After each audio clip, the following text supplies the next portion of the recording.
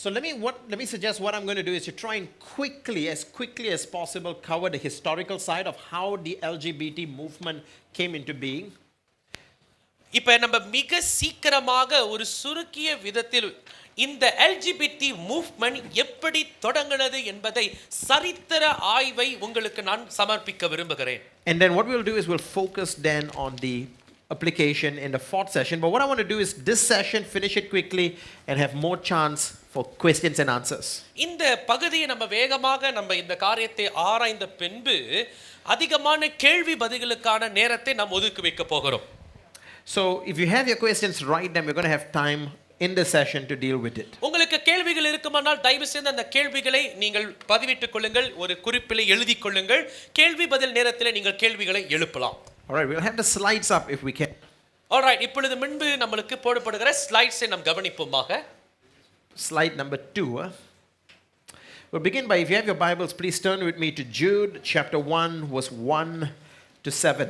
நாம் இப்பொழுது இந்த செஷனை வேதாகமத்தை அடிப்படையாக வைத்து நாம் ஆரம்பிக்க இருக்கிறோம். யூதா 1ஆம் அதிகாரம் முதல் 7 வசனங்களை நாம் பார்க்கலாம்.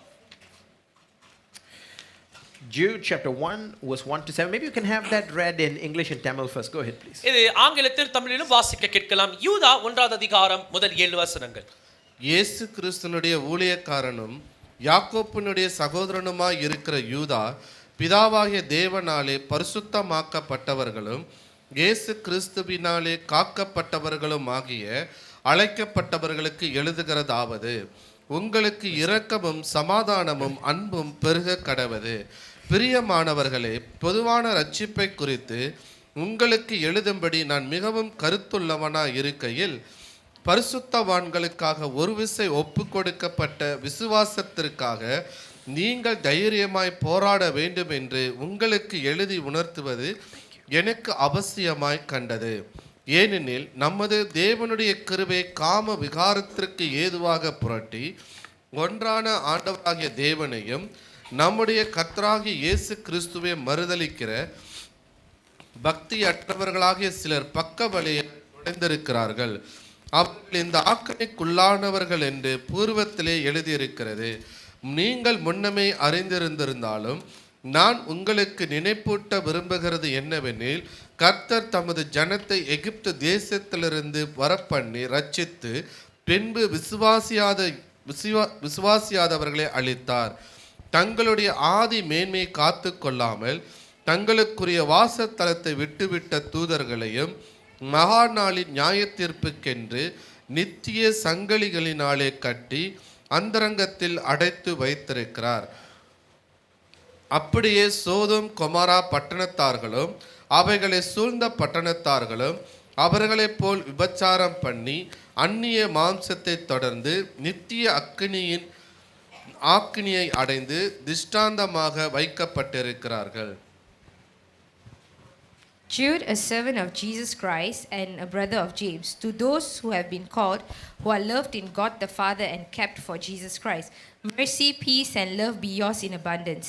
Dear friends, although I was very eager to write to you about the salvation we share, I felt compelled to write and urge you to contend for the faith that was once for all entrusted to God's holy people.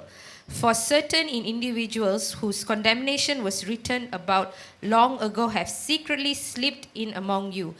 They are ungodly people who pervert the grace of our God into a license for immorality and deny Jesus Christ, our only sovereign and Lord. Although you already know all this, I want to remind you that the Lord at one time delivered his people out of Egypt, but later destroyed those who did not believe, and the angels who did not keep their positions of authority but abandoned their proper dwelling. These he has kept in darkness, bound with everlasting chains for judgment on that great day. In similar way, Sodom and Gomorrah and the surrounding towns gave themselves up to sexual immorality and perversion. They serve as an example of those who suffer the punishment of eternal fire. All right, this is the word of the Lord. இது தேவனுடைய வார்த்தை. And so we begin with the book of Jude that tells us in verse 3, he was very eager to write to us about the common salvation that we all share. இந்த மூன்றாவது வசனத்தை நாம் கவனிக்கும் பொழுது அப்போஸ்தலனாகிய யூதா பொதுவான ரட்சிப்பை குறித்து எழுதுவதற்கு அவர் மிகவும் கருத்துள்ள நிலையில் காணப்பட்டார். But now he is not going to do that, because he is going to write instead to tell us to contend for the faith that was once for all delivered to the saints. ஆனால் அதற்கு பதிலாக பரிசுத்தவான்களுக்கு ஒரு விசை ஒப்புக்கொடுக்கப்பட்ட விசுவாசத்திற்காக தைரியமாய் எவ்வாறு போராட வேண்டும் என்பதை எழுதி உணர்த்துவதற்கு அவர் அவசியமாக கண்டார். Now, this is a big word. The word contend here means to fight for, to struggle for something. அல்லது இந்த போராடுவதுங்கிற வார்த்தையானது எதிர்த்து அல்லது அதற்கான போராடுவது என்பதை அது தெளியரங்கமாக காண்பிக்கிறது. Why is he telling us to fight for this? ஏன் எதற்காக நாம் போராட வேண்டும்? Because it's a gospel issue. ஏனென்றால் அது ஒரு சுவிசேஷத்துக்குரிய விஷயமாக காணப்படுகிறது. Now, there's some things that Christians should not fight about. கிறிஸ்தவர்கள் போராட வேண்டாத ஒரு விஷயம் இருக்கிறது. Should you baptize infants or should you baptize only adults? குழந்தைகளை மட்டும்தான் ஞானஸ்நானம் கொடுப்பதா அல்லது பெரியோர்களை தான் ஞானஸ்நானம் கொடுப்பதா, இப்படிப்பட்ட காரியங்கள். Yeah, well, whether you should sprinkle or whether immerse fully. தெளிப்பதா மூழ்குவதா என்கிற கேள்விகள் எல்லாம். Some people would say if you're sprinkled, you're not saved. If it ain't, you must go Dunkin'. So they say Dunkin' donuts, not sprinkled donuts. சில பேர் சொல்லுவாங்க தெளிக்கப்பட்ட டோனாட் அல்ல Cello பண்ணப்பட்ட டோனாட் தான் செல்லும் என்று சொல்லுவார்கள். So now that's not something we want to fight about. இப்படிப்பட்டதுக்கெல்லாம் நம்ம சண்டை போட போகிறது கிடையாது. Some people say when you get baptized, every part of you must go underwater. If that one toe came out, that toe is not going to heaven. சில பேர் என்ன நினைக்கிறாங்கன்னா தண்ணியில மூழ்கினா அந்த புதிங்கால் இருக்கிற கடைசி விரல் கூட தெரியாத அளவுக்கு மூழ்கிறணும், இல்லனா பரலோகம் இல்லை என்றெல்லாம் சொல்லுவார்கள். Whether you should use the King James Bible or any other translation. King James தான் பயன்படுத்தணுமா அல்லது வேற மொழிபெயர்ப்புகளை பயன்படுத்த கூடாதா என்கிற விவாதங்கள். Now, make no mistake, differences are important. They are important. இது எல்லாம் நீங்க நன்றாக புரிந்து கொள்ள வேண்டியதெல்லாம் இதெல்லாம் முக்கியம் தான், அவசியம் தான். But they're not something that Christians should be contentious about. ஆனா இது எல்லாமே விவாதிக்கப்பட வேண்டிய அல்லது போராடப்பட வேண்டிய காரியங்கள் அல்ல. But it's something that Christians should fight for. ஆனால் ஒரு சில காரியங்கள் இருக்கிறது கிறிஸ்தவர்கள் நிச்சயமாகவே போராட வேண்டும். And that is for the gospel. அதுதான் சுவிசேஷத்திற்காக. And so he says here, why verse 4, why should we fight? ஏன் நாம் போராட வேண்டும்? 4வது வசனத்தில் பதில் வருகிறது. For certain people have crept in unnoticed. ஏனென்றால் காணக்கூடாத ஒரு சிலர் பக்கவளையாய் நுழைந்து விட்டார்களாம். If for example, ஒரு உதாரணத்திற்கு, if we have the communists coming to Malaysia and saying that, oh, you have to reject belief in God, we know it's wrong. ஒருவேளை communist நாடுகளிலிருந்து நாத்திகர்கள் வந்து கடவுளை நீங்கள் புறக்கணிக்க வேண்டும் என்று சொன்னால் அது நமக்கு எல்லாம் நன்றாக தெரிந்த ஒரு விஷயம்தான். But if false teaching comes from within the church, that's very scary. ஆனால் ஒருவேளை சபை நடுவிலிருந்து கள்ள போதனைகள் எழும்புமானால் அதுதான் பயத்துக்குரியதாய் இருக்கிறது. Because this one comes from within. ஏனென்றால் இது உள்ளிருந்து எழும்புகிறது. And so the false teachers, according to Jude, were those who came from within the church, not outside the church. யூதா அப்போஸ்தலனை பொறுத்தது மட்டில் கள்ள போதகர்கள் வெளியிலிருந்து சபையின் உள்ளிருந்து எழும்புகிறார்களாம். And it tells us who these people are. These people were, and so let me pull up my next slide here. They are supposed to contend for the faith. And what faith is this? The faith that was once for all delivered to the saints. எதற்காக நாம் போராட வேண்டும்? பரிசுத்தவான்களுக்கு ஒரு விசை கொடுக்கப்பட்ட விசுவாசத்திற்காக. And the reason is because these people have crept in unnoticed. அதனுடைய காரணம் என்ன? ஏனென்றால் ஒரு சிலர் பக்கவழியாய் நுழைந்து விட்டார்கள். And you ask what kind of people? நீங்கள் கேட்கலாம் எப்படிப்பட்ட மக்கள்? Number one, the text says they were designated for this condemnation, meaning it's a hell issue. அதாவது யார் இவர்கள்? இந்த ஆக்கினைக்காகவே தீர்க்கப்பட்டவர்கள். இது ஒரு நரகத்துக்குரிய காரியமாய் வெளிப்படுகிறது. These are ungodly people. இவர்கள் தேவ பக்தி இல்லாதவர்கள். These people pervert the grace of God into sensuality. இவர்கள் தேவனுடைய பக்தியை காம விகாரத்திற்கு ஏதுவாக புரட்டுபவர்கள். The Greek word for sensuality here is aselgeian. கிரேக்க பதமான இந்த இந்த காம விகாரத்திற்கான வார்த்தை அசல்கேயா. And this word asalgeyan simply means someone who rejects, restrains and indulges in lawless insolence. இதனுடைய அர்த்தம் என்னவென்று சொன்னால் கட்டுப்பாடை புறக்கணித்து சட்டமற்ற அடாவடித்தனத்துக்குள் நுழைபவர். Meaning it's not just that they reject morality, but they're proud of doing it. அதாவது அவர்கள் அந்த காரியத்தை அவர்கள் செய்கிற அந்த அக்கிரமமான காரியத்தை புறக்கணிக்கிறது பற்றி அல்ல, அதை செய்கிறதினால் வருகிற பெருமை அடைகிறார்கள். Any of you heard of the gay pride parade? எத்தனை பேருக்கு கே பிரைட் பெரேட் குறித்து தெரியும்? Any show of hands? Quite a number of you, right? And so this is something they are proud of. இது என்னவென்று சொன்னால் அவர்கள் செய்கிற அந்த அக்கிரமமான காரியத்தில் அவர்களுக்கான ஒரு பெருமை. And fundamentally they deny our only master and Lord Jesus Christ. அதிலும் மேலாக ஒரு அடித்தளம் என்னவென்று சொன்னால் நம்முடைய ஆண்டவரும் நம்முடைய மேய்ப்பருமான இயேசு கிறிஸ்துவை அவர்கள் மறுதலிக்கிறார்கள். And so the Jude gives us 3 warnings as to what this people will result in.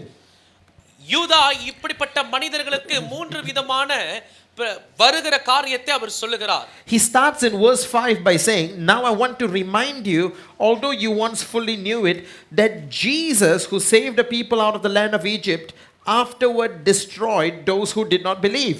5வது வசனத்தில் ஆண்டவர் சொல்லுகிறது போல கர்த்தர் எகிப்தில் இருந்து அவருடைய ஜனங்களை முதலாவது ரட்சித்து பின்பு அவர் விசுவாசியாதவர்களை அழித்து போட்டார். Who saved Israel out of Egypt? யார் இஸ்ரவேலர்களை எகிப்திலிருந்து ரட்சித்து காப்பாற்றி வெளியே கொண்டு வந்தது? Jesus. அது இயேசு. It says here it's Jesus. இங்கே அழகாக சொல்லப்பட்டிருக்கிறது இயேசுதான் அவர்களை காப்பாற்றினார். Okay, who destroyed those who didn't believe? விசுவாசியாதவர்களை யார் அழித்தார்? Jesus. இயேசுதான் அழித்தார். Don't make the mistake of thinking Jesus loves me, this I know, that means he will accept whatever I do. That's not true. நன்றாக நீங்கள் உங்களையே மோசம் போக்கி விடாதீர்கள். இயேசு என்னை நேசிக்கிறார், எனவே நான் இருக்கிற வண்ணமாகவே ஏற்றுக்கொள்வார் என்கிற அந்த மோசத்துக்குள் நீங்கள் போய்விட வேண்டாம். Can we read Psalm chapter 2, the last 2 verses? சங்கீதம் 2ஆம் அதிகாரம் கடைசி 2 வசனங்களை வாசிக்க கேட்கலாமா? The Bible warns us about about the person of Jesus. இயேசு கிறிஸ்து என்கிற அந்த ஆள் தத்துவம் உள்ளவரை குறித்து வேதாகமம் எப்படிப்பட்ட எச்சரிக்கை விடுக்கிறது என்பதை நாம் அதில் பார்க்கலாம். பயத்துடனே கர்த்தரை சேவியுங்கள், நட்புடனே களி கூறுங்கள். குமாரன் கோபம் கொள்ளாமலும் நீங்கள் வழியிலே அழியாமலும் இருக்கும்படிக்கு அவரை முத்தம் செய்யுங்கள். கொஞ்ச காலத்திலே அவருடைய கோபம் பற்றி எரியும். அவரை அண்டிக் கொள்ளுகிற யாவரும் பாக்கியவான்கள். Serve the Lord with fear and celebrate his rule with trembling. Kiss his son or he will be angry, and your way will lead up to destruction, for his rod can flare up in a moment. Blessed are all those who take refuge in him. Notice what it says. It says, serve the Lord with fear and trembling. வசனம் சொல்லுகிறது பயத்துடனே கர்த்தரை சேவித்து நடுக்கத்துடனே அவருக்கு களி கூறுங்கள் என்று சொல்லுகிறார். Kiss the son, குமாரனை முத்தம் செய்யுங்கள், lest he be angry ஏனென்றால் அவர் கோபம் கொண்டு விட்டால் and you be destroyed in his anger. அவருடைய கோபத்தில் நீங்கள் அழிந்து விடுவீர்கள். Because his anger can flare up at any moment. ஏனென்றால் அவருடைய கோபம் எந்த நேரத்திலாகிலும் பற்றி எரிய முடியும். But blessed are those who take refuge in him. ஆனால் அவரை அண்டிக் கொள்ளுகிற அத்தனை பேரும் பாக்கியவான்கள். So we must not take Jesus lightly, is what the text is telling us. வேதாகம பகுதி சொல்லுகிறது போல இயேசுவை சாதாரணமாக எடுத்துக்கொள்ளாதீர்கள். Verse 6. 6வது வசனம். So the first example he gives us is that Jesus saved the people from Egypt and then he destroyed those who didn't believe. முதல் உதாரணம் என்னவென்று சொன்னால் இயேசு தான் அவர்களை ரட்சித்தார், இயேசுவே அவர்களை அழித்தார். Verse 6, and the angels who did not stay within their own position of authority but left their proper dwelling, he has kept in eternal chains under gloomy darkness until the judgment of the great day. தங்களுடைய ஆதி மென்மையை காத்துக்கொள்ளாமல் தங்களுக்குரிய வாசஸ்தலத்தை விட்டுவிட்ட தூதர்களை மகா நாளின் நியாய தீர்ப்புக்கென்று சங்கிலிகளினாலே கட்டி அந்தகாரத்தில் அடைத்து வைத்திருக்கிறார். So the angels who were with God that did not keep their authority, God cast them away as well. ஆண்டவரிடத்தில் இருந்த தூதர்கள் தங்களுடைய அதிகாரத்தை காத்து கொள்ளாதபடியினால் அவர்களையும் தேவன் துரத்தி சங்கிலிகளினாலே கட்டி வைத்து விட்டார். Final example, verse 7. கடைசி ஒரு உதாரணம் 7வது வசனத்தில் பார்க்கலாம். For our purpose, this is the most important. நமக்காகவே No, for our intention today topic, this is the most important words. நாம் நோக்கு கொண்டிருக்கிறதான நம்முடைய அந்த கருப்பொருளுக்கு இணையாக இந்த வசனம் இருக்கிறது. Just as Sodom and Gomorrah and the surrounding cities which likewise indulged in sexual immorality and pursued unnatural desire serve as an example by undergoing a punishment of eternal fire. அந்தபடியே Sodom Gomorrah பட்டணத்தார்களும் அவைகளை சூழ்ந்த பட்டணத்தார்களும் அவர்களைப் போல விபச்சாரம் பண்ணி அந்நிய மாம்சத்தை தொடர்ந்து நித்திய ஆக்கினையை அடைந்து திருஷ்டாந்தமாக அல்லது உதாரணங்களாக வைக்கப்பட்டிருக்கிறார்கள். Jude warns the church that if the church doesn't take sexual immorality seriously, God will judge. யூதா இப்பொழுது சபையை பார்த்து எச்சரிக்கிறார். சபையானது வேசித்தனத்தை அதை சீரியஸாக கருதாவிட்டால் தேவன் சபையை நியாயம் தீர்ப்பார். And taking sexual immorality seriously doesn't mean not engaging in sexual immorality. Rather, it means warning and combating the false teachers who teach that it is okay to engage in these things. அதாவது இந்த பாவத்தில் ஈடுபடுகிறதை அது காண்பியாதபடிக்கு இதை குறித்து தவறாய் போதிக்கிற கள்ள போதகர்களோடு எதிர்த்து போராட வேண்டிய அவசியத்தை இந்த வசனத்தில் அப்போஸ்தலனாகிய யூதா விவரிக்கிறார். Today, Pastor Arnold and I, we were talking about this earlier. There are churches in Malaysia, Tamil churches, that have people who are transgender teaching in the church that it is okay to be transgender. சற்று முன்பு pastor அவர்களும் pastor ஆனல் அவர்களும் அவர்கள் பேசிக் கொண்டிருந்தார்கள். Malaysia தேசத்தில் இருக்கிற ஒரு சில தமிழ் திருச்சபைகளிலே இப்படிப்பட்ட திருநங்கைகள் தொடர்ந்து போதகர்களாய் இருந்து அவர்கள் இருக்கிற அந்த நிலையிலே இருக்கிறது தவறல்ல என்று சொல்லி நம்புகிற சபைகள் இருக்கிறதாக உண்டு. And you and I cannot say, just leave it as it is, don't judge. We must judge. நீங்கள் அது பரவாயில்ல, அது இருக்கிற வண்ணமாக இருக்கட்டும், நம்ம நியாயம் தீர்க்க வேண்டாம் என்று நீங்கள் ஒருபோதும் சொல்லக்கூடாது. நம்ம அவைகளை நியாயம் தீர்த்துத்தான் ஆக வேண்டும். We must fight. நாம் அதற்கு நேராக போராடதான் வேண்டும். That's the fight that Jude is telling us to do. அப்படிப்பட்ட போராட்டத்தை தான் செய்ய வேண்டும் என்று அப்போஸ்தலனாகிய யூதா இங்கு சொல்லுகிறார். Contend for the faith that was once for all delivered to the saints. பரிசுத்தவான்களுக்கென்று ஒரு விசை கொடுக்கப்பட்ட விசுவாசத்திற்காக தைரியமாக போராட வேண்டும் என்று சொல்லுகிறார். God will save everyone from the LGBT community and every other sinner who repents, but we must first of all define what sin is. ஆண்டவர் இந்த LGBT மூவ்மென்ட்ல இருக்கிறவர்கள் எல்லாம் ரட்சித்து அவரால் விடுதலையாக்க முடியும். ஆனால் அதற்கு முன்பாக அந்த பாவம், அந்த நபர், அந்த காரியத்தை குறித்தான விளக்கத்தை நாம் தான் சரியாக கொடுக்க வேண்டும். The LGBT problem, so to speak, was not an issue only today. It's been there from the beginning. இந்த LGBT பற்றியதான பிரச்சனையானது இது இந்த நூற்றாண்டில் அல்ல, இது காலம் தோன்றி முன்பே அது வந்த பிரச்சனையாக காணப்படுகிறது. 1 Corinthians was one of the first letters that the apostle Paul wrote. Pavul அப்போஸ்தலன் எழுதின கடிதங்களில் அதில் முதன்மையாய் முதல் வங்கித்த கடிதங்களில் ஒன்று கொரிந்தியர். And even there you see that Paul is saying that the church comprised of people who used to be gay. அதாவது ஜனங்கள் ஒத்து போன நிலைமையில் வாழ்ந்து கொண்டிருந்த அந்த நேரத்தில் அவர்கள் ஈடுபட்ட பாவங்களில் ஒன்று ஓரின சேர்க்கை பாவம். But they were washed. ஆனால் அவர்கள் கழுவப்பட்டார்கள். Throughout church history, after Christianity became dominant, Christians unfortunately began to put the death penalty on those who would practice homosexuality. சபை சரித்திரத்தில் நம்மால் பார்க்கும் பொழுது ஆரம்ப கட்டங்களிலே இப்படிப்பட்ட பாவத்தை செய்தவர்களுக்கு மீது மரண தண்டனையை சபை அவர்கள் மீது தண்டனையாக விதித்தது. And so what began to happen is that instead of discipling and engaging, what the church ended up doing is becoming an enemy to those who were part of that community. அதாவது இந்தபடியான பாவத்தில் ஈடுபட்டவர்களோடு அவர்களோடு இணைந்து அவர்களுக்கு சீஷத்துவ பயிற்சி கொடுத்து அவர்களை சரிப்படுத்துவதற்கு பதிலாக சபை அவர்களுக்கு விரோதமாக ஒரு எதிரியாக மாறிவிட்டது. There were lesbians and gays that were killed under the Puritans in the United States of America. United States of அமெரிக்காவிலே பியூரிட்டன்ஸ் என்கிற அந்த நாட்களில் அவர்களுடைய நேரங்களிலே லெஸ்பியன் பாவத்தில் ஈடுபட்டவர்கள் கொலை செய்யப்பட்டார்கள். Now don't get me wrong, I love the Puritans. தவறாக எண்ணிக்கொள்ள வேண்டாம், பியூரிட்டன்ஸ்களை பாஸ்டருக்கு பிடிக்கும், அவர்கள் நல்லவர்கள் தான். But how we respond to the problem is very important. ஆனால் பிரச்சனைக்கான சரியான தீர்வு எப்படி கொடுக்கிறோம் என்பதுதான் விஷயமாய் காணப்படுகிறது. The response must be gospel centered.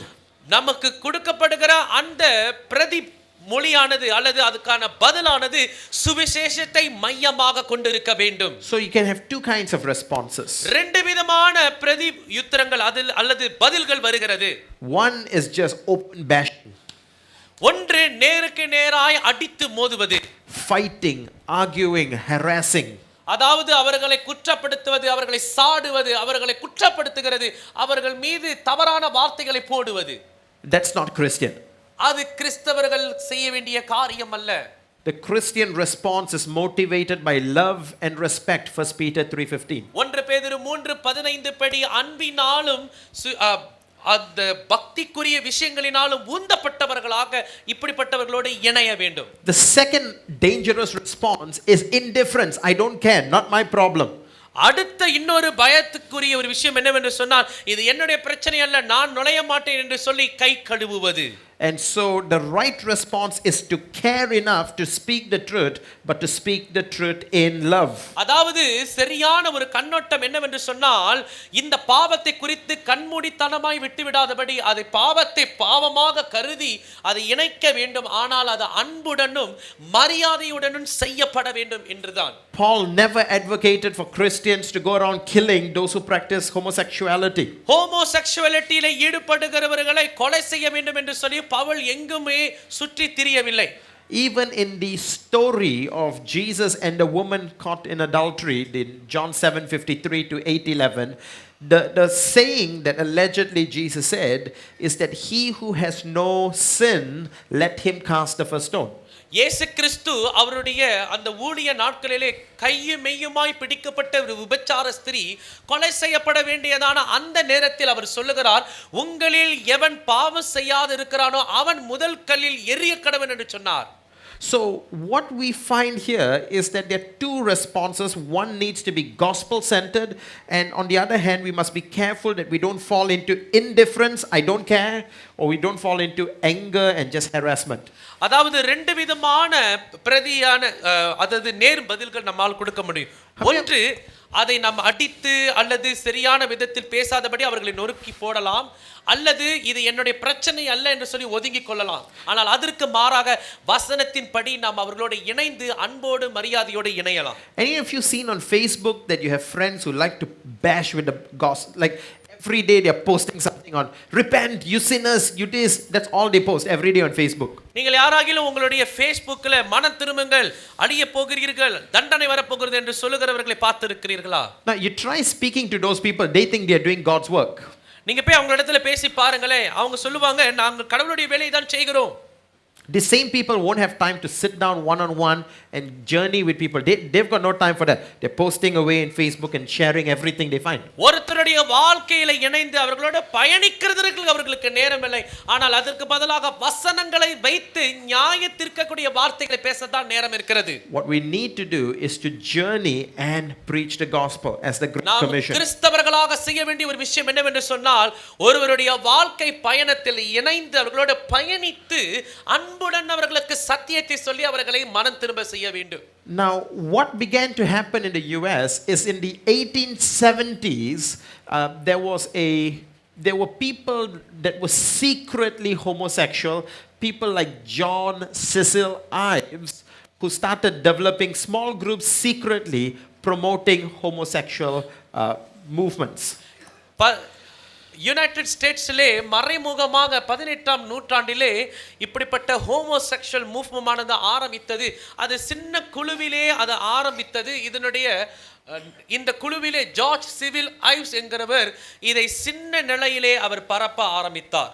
And what he began to do is to redefine certain key words so that they use the same words, but it means something completely different. இவர் சில வார்த்தைகளை மறு அர்த்தத்தை கொடுத்தார். காரணம், இந்த வார்த்தைகளை மறு அர்த்தங்களாய் கொடுக்கும் பொழுது அதை வேறொரு விதங்களிலே அவர்கள் கையாண்டு அந்த காரியத்தை தொடர்ந்து செய்தார்கள்.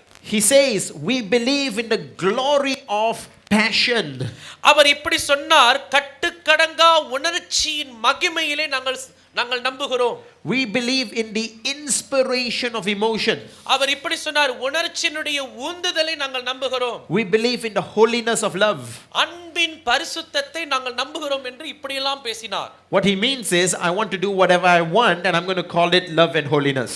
அவர் இப்படி சொன்னார், சுருக்கமாக சொல்ல போனால், எனக்கு எது பிடித்திருக்கிறதோ, எதை நான் விரும்புகிறேனோ அதை எல்லாம் செய்வேன், ஆனால் அதெல்லாம் அன்பு பரிசுத்தம் என்று சொன்னார். And so the key to understanding the LGBT movement is a process of redefinition. They use the same words, they don't mean the same thing. அதாவது இந்த LGBT மூவ்மென்ட் அசைவானது என்ன செய்துவிட்டது என்றால், சரியான வார்த்தைகள், ஆனால் அதை சரியான விதத்தில் அவர்கள் மாற்றி அப்பியாசியாதபடிக்கு அவர்கள் மாற்று கருத்துக்களை கொடுத்தார்கள். So they would use words like marriage, but we mean one man, one woman. To them it can be one man, one woman, one woman. Can mean anything. நம்ம திருமணம் என்று பயன்படுத்துகிற அதே வார்த்தையை அவர்கள் பயன்படுத்த கூடும், ஆனால் நம்முடைய அர்த்தத்திலே ஒரு ஆண் பெண் என்கிற அந்த திருமணத்தை அவர்கள் உள்ளடக்காமல் ஒரு ஆணோடோ இல்லது பெண்ணோடு கூட இணைந்து திருமணம் பண்ணலாம் என்கிற அதே திருமணம் என்கிற வார்த்தையை அவர்களும் பயன்படுத்துவார்கள். Same words, different meaning. ஒரே வார்த்தை, மற்ற வித்தியாசமான அர்த்தங்கள். They use the word love. அவர்களும் அன்பு என்கிற வார்த்தையை பயன்படுத்துகிறார்கள். Biblically, what is love? வேதாகமத்தின்படி அன்பு என்றால் என்ன? Love is patient, love is kind, it does not enjoy sin and wrongdoing, it is righteous, but to them it's everything but holy and righteous. அதாவது வேதம் சொல்லுகிறது, அன்புக்கு ஒரு நாள் தீங்கு செய்யாது, பொறாமைப்படாது, சின்னமடையாது என்று சொல்லி நிறைய காரியங்களை நாம் பார்க்கலாம். ஆனால் அவர்களை பொறுத்த மட்டில் அவர்கள் என்ன வேணாலும் செய்யலாம், ஆனால் அது அன்பு பரிசுத்தம் என்று நினைக்கிறார்கள். Love is lust according to them. அவர்களை பொறுத்தவரையில் அன்பு என்றால் அது காம விகாரத்திற்கு ஒப்பாக சொல்லப்படுகிறது. காம உணர்ச்சியை அவர்கள் பார்க்கிறார்கள். And so what began to happen with the first homosexual movement in the late 1800s is redefinition. 18ம் பின் நூற்றாண்டுகளிலே இந்த முதல் ஓரினை சேர்க்கையினுடைய அசைவை நாம் பார்ப்போமானால் இதனுடைய முழு அர்த்தமும் இப்படிதான் உள்ளடக்குகிறது. And the reason is a very simple one, because if you don't redefine, you end up persecuted. நீங்கள் இதை சரியான விதத்தில் அர்த்தம் கொள்ளாவிட்டால் அதற்கு மாறாக நீங்கள் உபத்திரப்படுவீர்கள். And so he did this. And so, but one of the important events that is going to change the face of the LGBT movement was World War I and World War II. இந்த எல்ஜிபிடியினுடைய முழு அதனுடைய அம்சத்தையும் மாற்றக்கூடியதாய் காணப்பட்டதுதான் முதல் மகா யுத்தமும் இரண்டாவது மகா யுத்தமும். Why were these events so significant? ஏன் இந்த ரெண்டு காரியங்கள் அதற்கு முக்கியமான காரியமாக அமைந்தது? Because in order to be recruited in the military, they had to gather in key cities in the US. அதாவது இப்படிப்பட்ட யுத்தத்தில் இணைக்கப்பட வேண்டுமானால் முக்கியமான நகரங்களிலே யுஎஸ்ல அவர்கள் கூட வேண்டும். And in these big cities, those who were from the LGBT community were rejected. இந்த குழுவில இணைக்கப்படுறதுக்கான காரியங்கள் நடக்கும் பொழுது யாரெல்லாம் இந்த எல்ஜிபிடி மூவ்மென்ட்ல இருக்கிறார்களோ அவர்கள் புறக்கணிக்கப்படுவார்கள். There were many stories of people who wanted to serve, but they were not allowed to serve because people suspected them of being gay. அதாவது இப்படிப்பட்ட நிறைய கதைகள் உண்டு. அவர்கள் அந்த மாதிரியான அந்த போர்ல இணைக்கப்பட வேண்டும் என்று அவர்கள் விரும்பியும் அவர்கள் மேலே ஒரு கே என்கிறதான சந்தேகம் இருந்தபடினால் அவர்கள் இணையாதபடிக்கு புறக்கணிக்கப்பட்டார்கள். And so a lot of them ended up gathering together, and then eventually they came to the cities because they felt persecuted in their villages and in their hometowns, and so they would gather in big cities. அதாவது என்ன நடந்தது என்று சொன்னால், இப்படி அவர்களுக்கு நடந்தபடினாலே அவர்களுடைய கிராமங்களிலே அவர்கள் இருந்த ஊர்களிலே இப்படி புறக்கணிக்கப்பட்டதாக நினைத்ததினாலே அவர்கள் பெரிய பெரிய சிட்டிஸ்க்கு பட்டணங்களுக்கு வந்து ஒன்றாக இணைய ஆரம்பித்தார்கள். And there they began, if you cannot serve in the war, do you get involved in all the factories and all of those things? And so the cities in the US became the place that a lot of these gay people would actually be together. அதாவது ஒருவேளை அவர்களால் யுத்தத்தில் இணைய முடியாவிட்டாலும் இப்படிப்பட்ட ஃபேக்டரிகளிலும் மற்ற துறைகளிலும் இணைந்து கொள்ளலாம். எனவே யாரெல்லாம் அங்கும் இங்குமாக அவங்களுடைய கிராமங்களிலே ஒதுக்கி வைக்கப்பட்டிருந்தார்களோ யுஎஸ்ல இருந்த அந்த பெரிய பட்டணங்களானது கே மக்கள் கூடி வருகிறதுக்கான இடமாக மாறிவிட்டது. Right, in the West Coast, you would have places like California, big time. In the East Coast, you have places like New York, also big. These cities would be gathering place for a lot of these oppressed people. இப்படிப்பட்டதான ஒதுக்கப்பட்ட புறங்குறப்பட்ட மக்களுக்கு இடமாக அமைந்ததுதான் இந்த California and New York. கலிபோர்னியாவும் New York என்கிறதான இந்த மாநகரங்கள் இப்படிப்பட்ட ஒதுக்கப்பட்ட மக்களுக்கான கூடுதல் இடமாக மாறினது. And the other thing, of course, to keep in mind is that in World War II, Adolf Hitler went after the gays. That's something that a lot of people don't remember. நமக்கு அனைவருக்கும் ஞாபகம் இல்லாத ஒரு விஷயம் என்னவென்று சொன்னால் உலக மகா யுத்தம் இரண்டாவதிலே அடால்ஃப் ஹிட்லர் இந்த கே மக்கள் பின்னே அவன் பின்தொடர்ந்து போனான். And so this is the Holocaust Museum in Dallas. இதுதான் டேலஸ்ல இருக்கிறதான ஹோலோகாஸ்ட் மியூசியம்.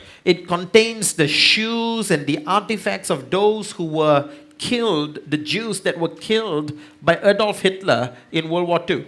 இரண்டாவது உலக மகா யுத்தத்திலே அடால்ஃப் ஹிட்லரால் கொலை செய்யப்பட்ட யூதர்களுடைய பொருட்கள் இங்கே இருக்கிறது. And I was studying near Dallas, and so I actually had to visit this museum. Pastor அவர்கள் இந்த டேலஸ் பகுதியிலே தான் அவர்கள் படித்துக் கொண்டிருந்தார்கள். எனவே அது நேராக போக அவருக்கு ஒரு வாய்ப்பு கிடைத்தது. And so we visited this museum, and you get very emotional. You see the shoes of those who were thrown into the gas chambers. இந்த இப்படிப்பட்ட கேஸ் அறைகளிலே தூக்கி எறியப்பட்ட யூதர்களுடைய அவர்கள் போட்டிருந்த அந்த சப்பாத்திகள் எல்லாம் அங்க இருந்தது. It's in a little pile right there. You would see it in a pile. அதெல்லாம் அப்படியே சேகரித்து ஒரு இடத்துல அப்படியே கொட்டி வைக்கப்பட்டிருக்கும். And you begin to imagine the people that wore those shoes all got burnt. Gassed to death. அதாவது ஒரு வேதனையான ஒரு விஷயம் என்னவென்று சொன்னால் அந்த காலணிகள் எல்லாம் போட்டிருந்தவர்கள் எல்லாம் என்ன நினைவுக்கு வரும் தெரியுமா? அவர்கள் எல்லாம் உயிரோடு கூட அந்த கேஸ் அறையிலே வைக்கப்பட்டு அவர்கள் இறந்து போனார்கள்.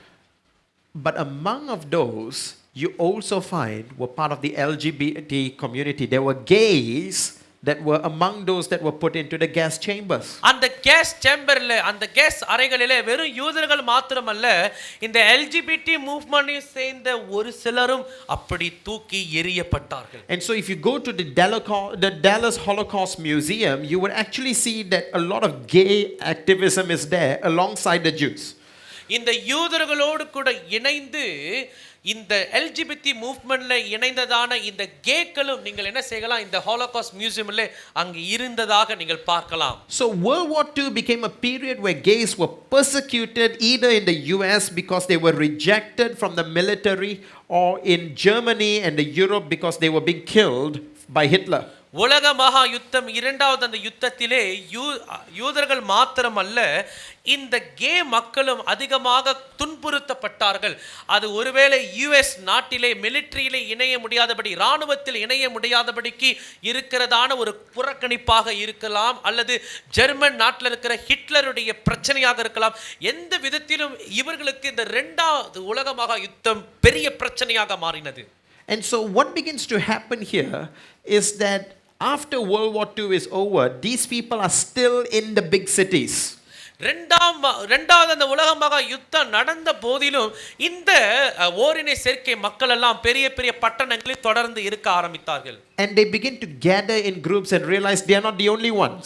அவர்கள் எல்லாரும் தனிப்பட்ட முறையாக அல்லாதபடி குழுக்களாக இணைந்து அவர்கள் தனி நபர் அல்ல என்பதை அவர்கள் உணர்ந்து கொண்டார்கள். And so they began gathering in nightclubs in many groups. நிறைய நேரங்களில் அந்த நைட் கிளப் ராத்திரியில கூடுகிற அந்த கூடுதல்களில் இணைய ஆரம்பித்தார்கள். And some of these nightclubs were owned by the mafia, and what they would do is they would give it to them, and then suddenly they will inform the police, and the police will come and raid. இந்த மாஃபியாக்கள் தான் இந்த இடத்தை அவர்கள் பிடித்து வைத்திருந்தார்கள். எனவே அந்த ஓரினை சேர்க்கை மக்கள் வந்து பயன்படுத்துறதுக்கு இடம் கொடுக்கிற மாதிரி கொடுத்து விட்டு போலீஸ்களுக்கு தொடர்பு கொண்டு அவர்களை பிடித்து போகும்படியாக செய்வார்களாம். So they really were a people that were very mistreated. எனவே இந்த மாதிரியான ஓரினை சேர்க்கை பாவத்தில் ஈடுபட்ட ஒரு சிலர் மிகவும் துன்புறுத்தப்பட்ட நிலைமையில் இருந்தார்கள். Now, all of this took place and it hit its climax in 1969 in New York. இது எல்லாமே 1969ஆம் ஆண்டிலே நியூயார்க் சிட்டியிலே உச்சக்கட்ட நிலைமையில் இது ஓங்கி இருந்தது. And what happened on June 28, 1969? June 28ஆம் தேதி 1969ஆம் ஆண்டில் இது நடந்தது. Is that the gay community was gathering in a nightclub known as the Stonewall Inn. You will see the picture of it here. இங்கே இருக்கிற படத்தில் நீங்கள் பார்க்கலாம் இந்த ஸ்டோன் வால் என்கிறதான இடத்திலே இந்த ஓரினை சேர்க்கை மக்கள் எல்லாம் அந்த நைட் கிளப்ல கூடி இருந்தார்கள். This is in New York. இது நியூயார்க் பட்டணம். And the police came as usual to raid. அவர்களை பிடித்துக் கொள்ளும்படியாக பொதுவாக எப்படி போலீஸ்காரர்கள் வருவார்களோ அப்படி அந்த போலீஸ்காரர்கள் வந்தார்கள். The NYPD, if you know, New York Police Department. New York police department அந்த இடத்தை சூழ்ந்து கொண்டது. But because they had so much of frustration when the police came, they decided to fight back. அவர்களுடைய மனதில நிறைய அந்த மாதிரியான வருத்தமோ அந்த கசப்பு இருந்தபடினால போலீஸ் வந்த பொழுது அவர்களை எதிர்க்கும்படியாக அவர்கள் முயற்சிக்க ஆரம்பித்தார்கள். Very quickly outside the Stonewall Inn, there were groups beginning to gather chanting support for the LGBT movement. வேகமாக உள்ளுக்கு இருக்கிறவர்கள் எல்லாம் தங்களுக்கு உதவி செய்யும்படியாக தங்களுடைய அறைகூவலை விட ஆரம்பித்தார்கள். The group which began with 10, 20, 30 eventually came to a few hundred. 100, 20, 30 இருந்த மக்கள் எல்லாம் நூற்றுக்கணக்கானவர் மாறிவிட்டார்கள். And eventually a few thousand. அதற்கு பின்பு ஆயிரக்கணக்காக மாறினார்கள். And so much so that the New York police ran inside the inn and they hid themselves inside. They locked themselves up inside. இவர்களை தேடி உள்ளுக்கு போய் விட்டால் அவர்கள் பயந்து போய் கதவை பூட்டிக் கொண்டார்கள். நியூயார்க் பிடி police department. And so this became a massive protest and people around the world began to hear and joined the protest. இந்த எதிர்ப்பை பார்த்து உலகளாவிய இருக்கிற மனிதர்கள் எல்லாம் அந்த எதிர்ப்பில் இவர்களும் இணைந்து விட்டார்கள். They had enough of persecution. இவர்களுக்கு வந்த துன்புறுத்தல்கள் எல்லாம் போதும் என்று நினைத்தார்கள். They were on the fight back. இப்ப துன்புறுத்தப்பட்டவர்கள் துன்புறுக்க ஆரம்பித்து விட்டார்கள். Main enemy was the US government. பெரிய எதிரி யார் என்று சொன்னால் யுஎஸ் அரசாங்கம் தான். But even bigger enemy was the Christians who were behind the policies that were being made. இந்த பாலிசிகளுக்கெல்லாம் பின்னால் இந்த கிறிஸ்தவர்கள் தான் அவர்களுக்கு மகாபெரிய எதிரியாக மாறிவிட்டார்கள். So when you deal with the LGBT community, never forget that the Christians are their biggest enemies. நல்ல ஒரு காரியத்தை நினைவு கொள்ளுங்க. இந்த LGBT மூவ்மென்ட்ல நீங்கள் இணைந்து ஈடுபடும் பொழுது மறந்துவிட வேண்டாம், கிறிஸ்தவர்கள் அவர்களுக்கு ஒரு காலங்களிலே மகாபெரிய எதிரியாக இருந்தவர்கள். For centuries Christians have been oppressing them. பல நூற்றாண்டுகளாக கிறிஸ்தவர்கள் இந்த அப்பாவி மனிதர்களை போட்டு பின்னி பிணைந்து கொண்டிருக்கிறார்கள். Today you start saying they are saying anti-gay, they are trying to get the Christians out of the schools. It is because of what happened to them. இன்றைக்கு பள்ளிக்கூடங்களிலே ஆன்டி கே அல்லது கேக்கு எதிரான செயல் என்று சொல்லி இப்படிப்பட்ட மாணவர்களை ஒதுக்குறதெல்லாம் காரணம் ஏன் என்று சொன்னால் அந்த காரியத்தின் பின்னணியில் தான். And you ask the question, were the Christians acting in the faith that Christ had commanded us to do, or were we acting in a different way? இன்றைக்கு கிறிஸ்தவர்கள் செயல்படுகிறதெல்லாம் கிறிஸ்து நமக்கு கட்டளையிட்டு செய்கிற காரியங்களாகவே நாம் செய்கிறோமா அல்லது நாம் வேற விதத்தில் செயல்படுகிறோமா? Where this is the period where the word homosexuality was even coined in this time.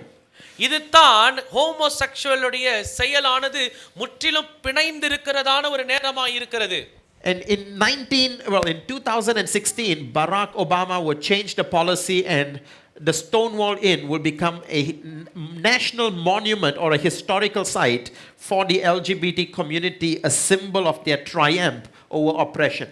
2016 Barak ஒபாமாவுடைய தலைமைத்துவத்திலே மறுபடியுமாக இந்த ஸ்டோன் வால் அவர்களுடைய வெற்றிக்கான சின்னமாக, வெற்றியின் அடையாளமாக இது ஒரு பெரிய ஒரு சாதகமாக அது மாறப் போகிறது. Now the church was very slow in responding. இவர்களோடு கூட ஈடுபடுகிறதிலே சபை மிகவும் மும்முரத்திலே குறைந்திருக்கிறது. 11 years after the Stonewall incident, இந்த ஸ்டோன் வாலுடைய காரியத்திற்கு பின்பு 11 வருடங்களுக்கு பின்பு there was a person by the name of John Boswell who was supposed to be a Christian. John Boswell என்று சொல்லப்படுகிற ஒருவர் கிறிஸ்தவராக இருந்திருக்க கூடும். இவர் who wrote a book titled Christianity, Social Tolerance and Homosexuality. அவர் ஒரு புத்தகத்தை எழுதினார், அதாவது கிறிஸ்தவமும் சமுதாய சகிப்பும் மற்றும் ஓரினை சேர்க்கை என்கிறதான தலைப்பில் ஒரு புத்தகத்தை எழுதினார். Yeah, it's a book with the Bugs Bunny in front. முன்னுக்கு பாருங்க, நல்ல ஒரு ரேபிட் பிக்சர் வைத்த ஒரு புத்தகத்தை எழுதினார். And so this book began to argue not just for, before this, homosexuality is outside the churches here, but this book became landmark because for the first time you really have a major scholar from within Christianity that is going to argue that homosexuality is okay. அதாவது இது ஒரு பெரிய புரட்சிகரமான ஒரு விஷயமாக காணப்பட போகிறது. காரணம், பல நூற்றாண்டுகளுக்கு பின்பு கிறிஸ்தவத்திற்குள்ளேயே பேர் போன ஒரு நிபுணர் கிறிஸ்தவத்துக்குள்ளேயே இருந்து எழும்பி இந்த ஓரினை சேர்க்கையானது தவறல்ல, இது சரிதான் என்கிறத போல சாதிக்கிற விதங்களிலே இந்த புத்தகமானது எழுதினார். The two arguments that he made is, number one, early Christian tradition always had a place for same-sex couple. இந்த புத்தகத்தில் ரெண்டு விதமான எதிர் கருத்துக்கள் பதிவு செய்யப்பட்டது. அதாவது முதலிலே, ஒவ்வொரு கிறிஸ்தவத்தினுடைய பாரம்பரியத்திலும் இப்படிப்பட்டதான ஓரினை சேர்க்கை மக்களுடைய திருமணமானது அவர்களுடைய வாழ்வுக்கான இடம் எப்பொழுதுமே இருந்தது. And number two, the Bible only forbids exploitive homosexual behavior, where the man actually is like raping a younger boy. It is never forbidding a consensual couple relationship. இரண்டாவது, அவர் என்ன வாதாடினார் என்று தெரியுமா? அவர் சொன்னார், வேதாகமானது இப்படிப்பட்டதான அதிக மிஞ்சிய தனத்தில் வெளிப்படுகிற ஓரினை சேர்க்கை காரியம், அதாவது ஒரு பெரிய ஒரு ஆண் இன்னொரு சின்ன ஒரு ஒரு ஒரு ஒரு வாலிபனை அவர் கற்பழித்து அல்லது அவரை சீரழிக்கிற இந்த மாதிரி காரியங்களைத்தான் வேதாகமம் அது தடுக்கிறதை ஒழிய, ஓரின சேர்க்கையிலே அவர்களாகவே மனம் கொண்டு வாழக்கூடியவர்களுக்கு எப்பொழுதுமே சபை சரித்திரங்களிலே பாரம்பரியங்களிலே இடம் உண்டு என்பதை அவர் வாதாடி இந்த புத்தகத்தை எழுதினார். Two problems. ரெண்டு பிரச்சனைகள். Number one, the Bible does not draw a distinction between exploitive or consensual. All homosexual relationships are equally condemned. வேதாகமமானது எந்த ஒரு வித்தியாச கோட்டை வரையவில்லை. அதாவது மிஞ்சிய ஓரினை சேர்க்கையோ அல்லது ஒத்து போய் செய்யக்கூடிய ஓரினை சேர்க்கை என்று சொல்லி வித்தியாச கோடெல்லாம் வரையவில்லை. Number two, Paul doesn't just condemn male homosexual relationships, but in Romans chapter 1 he speaks of women who exchanged unnatural relationships with other women, implying that this is consensual. அதாவது பவுல் வெறும் ஆண்களுக்கு மாத்திரமே ஆணோடு ஆண் தவறு செய்யக்கூடியவர்களை மாத்திரம் சொல்லவில்லை. ரோமர் 1ஆம் அதிகாரத்தில் பார்க்கும் பொழுது தங்களுடைய சுபாவத்தை மாறின நிலைமையில் பெண்ணோடு பெண் பாவம் செய்கிற பெண்களுக்கும் பவுல் இதை நடுநிலையிலே அவர் எழுதி வைத்தார். And so what would result from these arguments, because the church was so slow to respond, and the book produced mixed reactions, with a lot of scholars actually saying, well, he made some good points, and others saying he's wrong, and some saying, well, there's some good, some bad. Very mixed reactions to this. சபையானது அது மும்மரமாக செயல்படாதபடி மிகவும் சோர்ந்து போன நிலைமையில் இருந்தபடினால், இந்த புத்தகம் எழுதப்பட்டபடியினால் சபையினுடைய நிலையில இருக்கிறதான வேத வல்லுநர்கள் இடையில கூட ஒரு குழப்பத்தை அது ஏற்படுத்தியது. ஒரு சிலர் அது நல்லது என்றார்கள், ஒரு சிலர் அதை நிராகரித்தார்கள். இப்படி கலப்படமான கருத்துக்கள் நிலவ ஆரம்பித்தது. But this book would mark the rise of many other Christian books which begins to argue that homosexuality is biblical. அநேக இந்த LGBT மூவ்மெண்டை அதை ஆதரிக்கக்கூடிய விதங்களிலே எழுதப்பட்ட கிறிஸ்தவ புத்தகங்களுக்கு முன் உதாரணமாகவே இந்த புத்தகம் விளங்க ஆரம்பித்தது. In 2014, 9 years ago, the survey was done by Huffington Post, which revealed that 43% of white evangelical American Christians between ages of 18 to 33 supported same-sex marriage. இப்படியாக கடந்த 2014ஆம் ஆண்டில் ஹஃபிங்டன் போஸ்ட் என்கிற ஒரு குழு இப்படியாக ஒரு ஆய்வை எடுத்தார்கள். அதாவது வெள்ளைக்கார கிறிஸ்தவர்களிலே 43% 18 வயதிலிருந்து 33 வயது வரம்பில் இருக்கிறவர்கள் எல்லாருமே இந்த ஓரினை சேர்க்கை திருமணத்திற்கு அவர்கள் பங்கை அளிக்கிறதாக இந்த ஆய்வு சொல்லுகிறது. This is Protestants. இது எல்லாமே புரோட்டஸ்டன்ட் கிறிஸ்தவர்கள் சொன்ன காரியங்கள். Almost 50% 9 years ago, youths 18 to 33 support not just relationship but marriage. அதாவது 9 வருடங்களுக்கு முன்பாகத்தான் நம்முடைய புரோட்டஸ்டன்ட் சபைகளிலே வாலிபர்கள் ஏறத்தாழ 18 33 வயது வரம்பில் இருக்கிறவர்கள் 50% உட்பட அவர்கள் இந்த ஓரினை சேர்க்கை திருமணத்தை ஏற்றுக்கொண்டு விட்டார்கள். I can tell you that the stats are way higher now. இப்பொழுது வேதனைக்குரிய ஒரு கணக்கெடுப்பு என்னவென்று சொன்னால் இதிலும் அதிகமாக இந்த கணக்கெடுப்பு பெருகிவிட்டது. And this resulted in a change in church policy. இது சபையினுடைய சட்ட திட்டங்களிலும் ஒரு மாற்றத்தை உண்டாக்கிவிட்டது. Having lost the battle with homosexuality, the church is today fighting for transgenderism issues.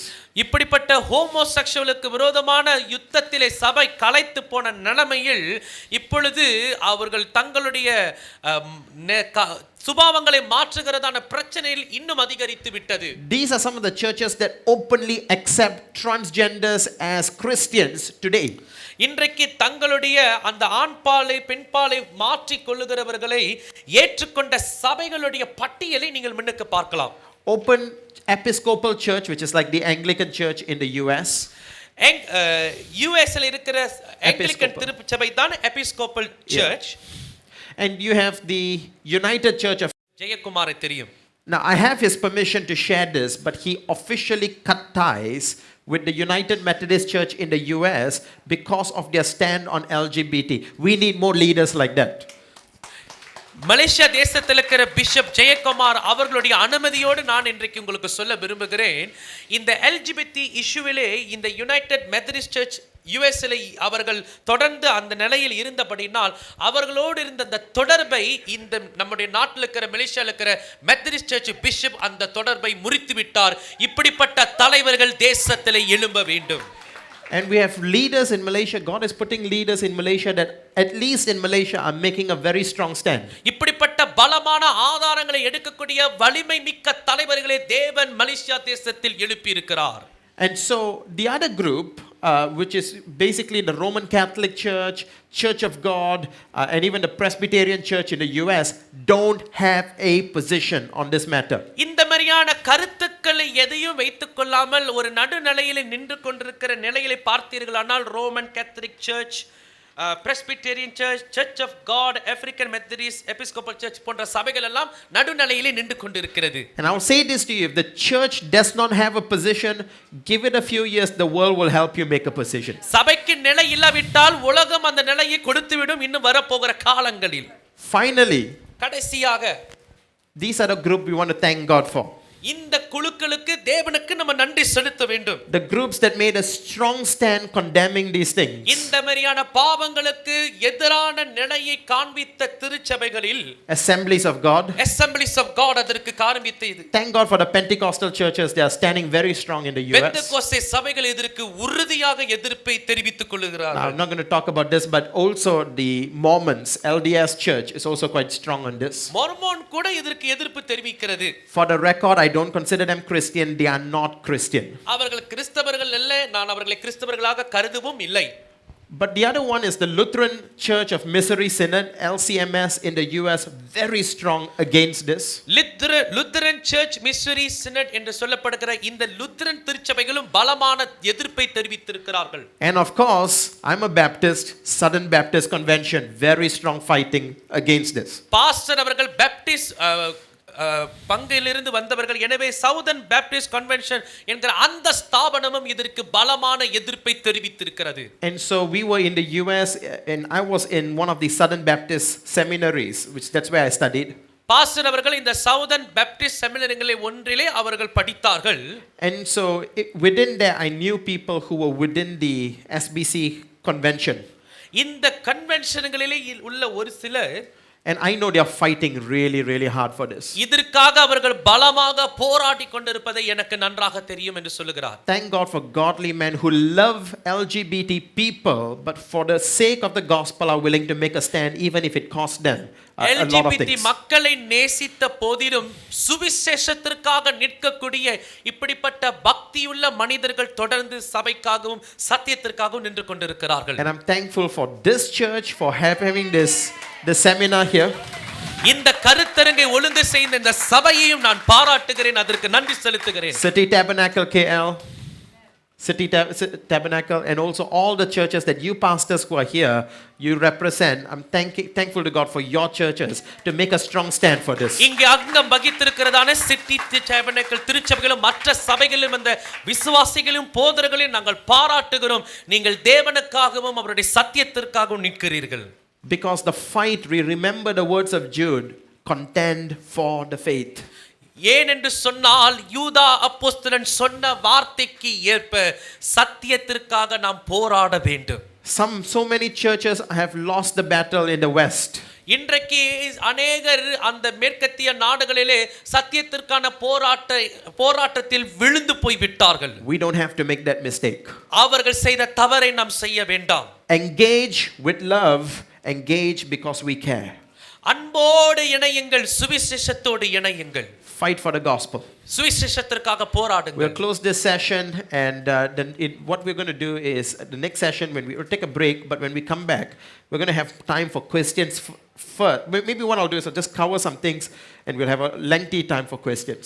Okay, இப்பொழுது இந்த செஷன் முடிவடைய போகிறது. ஒரு சின்ன குட்டி பிரேக்குக்கு நாம் போய்விட்டு வந்து நிறைய கேள்வி பதில்களுக்கு நாம் நேரத்தை ஒதுக்க போகிறோம். அதன் பின்பு அநேக நல்ல நேரம் இருக்கும். நம்ம நிறைய காரியங்களை கேள்வியில் பதில் கொண்டு நாம் பேசலாம். But I hope that you've begun to see not just a biblical perspective, but a historical perspective of why the LGBT community hates Christians.